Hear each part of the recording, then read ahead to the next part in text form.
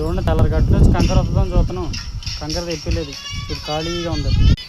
కుర్రోళ్ళు అమ్మ పాపం పని లేక అలవడించి పోతున్నారు.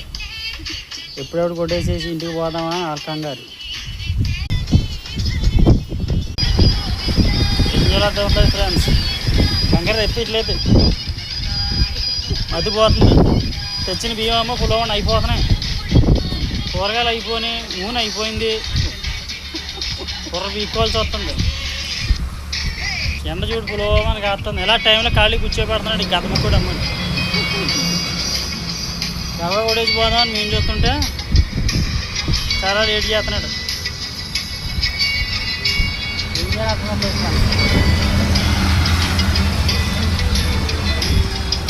ఇటుకి ఎలా కాదు, ఒక 20,000 30,000 తీసుకొని వస్తున్నాం చెప్పి ఎక్కడికి పోతాం ఇవాళ నైట్కి.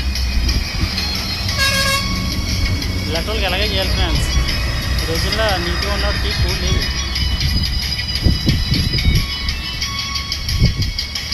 బాబు మాకేనా కంకరా?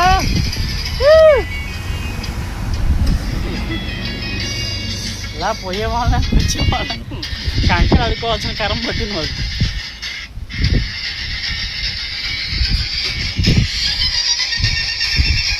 చూడండి ఫ్రెండ్స్, కళ్ళం కూడా శుభ్రంగా గీసుకొని పోగులు ఎట్టుకు రెడీగా ఉన్నాం. కంకర వస్తే గబగబా కొడేద్దామని. ఈయనమ్మో కంకర తెప్పించడే. లాలేజ్ ఎలా కూర్చోను. కుర్రాళ్ళు చూశారు ఇంకా చేప పరుచుకొని పడుకున్నారు అక్కడ. ఏదో చూడండి ఫ్రెండ్స్, ఒక బత్త బియ్యం అయిపోయింది, అదిగో రెండో బత్త రెడీగా ఉంది. కూరగాయలు అయితే కూరగాయలు అయిపోతున్నాయి.